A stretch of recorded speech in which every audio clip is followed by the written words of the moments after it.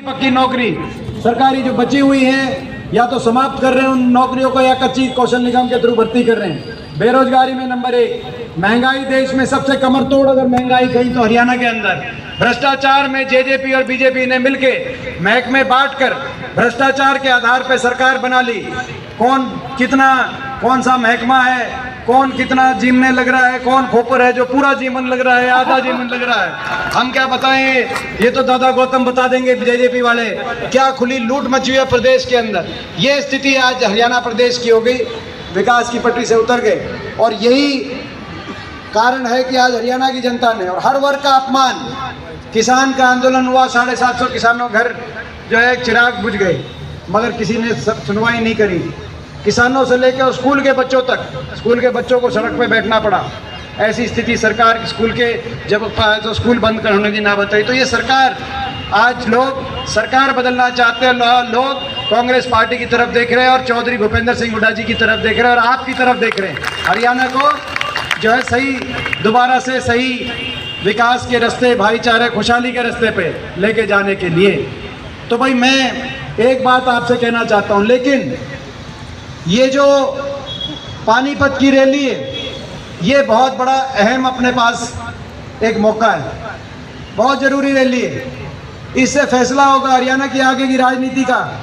आने वाले समय में बदलाव होगा कि नहीं होगा, उस बात का फैसला पानीपत में होगा। मैं देख रहा था 3 दिन, तीनों दिन हम सब साथ चल रहे थे पदयात्रा में राहुल जी के साथ। एक दिन 25 किलोमीटर चलते हैं एक दिन में, मगर मैं देख रहा था कि हुड्डा साहब, उनकी 75 साल उम्र है, लेकिन तीनों दिन 25 के 25 किलोमीटर साथ चलते थे। सुबह 5-7 किलोमीटर की वो हर रोज सैर करते हैं। तो मुझे उम्मीद थी भाई 5-7 किलोमीटर तो चलेंगे, लेकिन आगे हमने भी उनको आगे जी यार और मत चलना।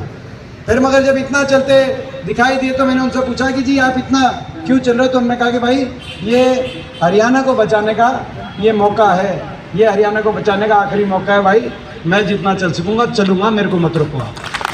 तो भाई, और उन्होंने, मैं इसीलिए उनकी बात जिक्र किया कि उन्होंने फैसला किया रैली का कि भाई कहाँ रैली होगी। कहीं भी हो सकती थी, फरीदाबाद हो सकती थी, मेवात में हो सकती थी, कहीं भी हो सकती थी।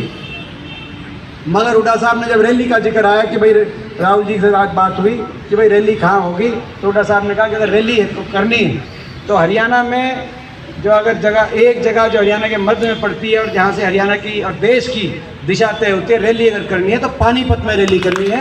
ये हुड्डा साहब ने प्रस्ताव रखा। तो भाई ये इसीलिए मैंने उनका जिक्र किया। बड़े विश्वास के साथ उन्होंने पानीपत का फैसला कराया है। मैं पूछना चाहता हूँ भाई, पानीपत की इस रैली में कोई पानीपत की तरफ से कोई कमी तो नहीं छोड़ोगे भाई?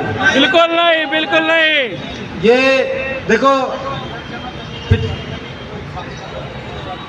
सारी तरफ से आएंगे, देखो पूरी जो है तो आप, क्योंकि बहुत लंबा आपने और हमने मिलके बहुत लंबा संघर्ष, बहुत लंबे समय से संघर्ष कर रहे हैं। कई साल हो गए, ना घर आप रुकते ना घर हम रुकते, दिन और रात लगे हैं ईमानदारी के रास्ते से एक संघर्ष इनके खिलाफ, इस सरकार के खिलाफ। मगर अब वो जो कहते हैं ना भाई, उसका निर्णायक दौर ये 2023 शुरू हो गया, 24 में सरकार पलटनी है, 1 साल बचा है। ये 1 साल का जो संघर्ष है, ये आने वाले समय का आपका और हमारे भविष्य का फैसला करेगा।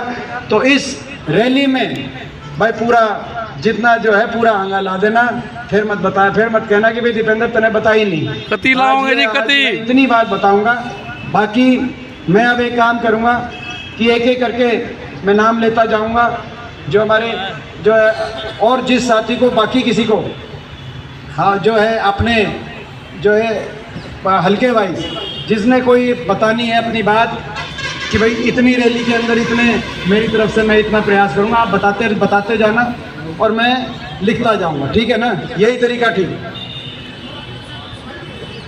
ये है जी, ये जो आयोजकों ने एक अपना रजिस्टर में ये नाम लिखे हुए हैं, कई जो मेन आदमी आए हुए हैं, मैं उनसे शुरू करता हूँ। लेकिन इसमें एक और बात है, मैं इससे पहले ये लिस्ट पढ़नी शुरू करूँ भाई, ये मेन जो सीनियर आदमी जो आए हुए हैं यहाँ सबके नाम लिखे हुए हैं, मगर इसके अलावा भी कोई भी आदमी अपना लिखवाना चाहे वो अपना बताए।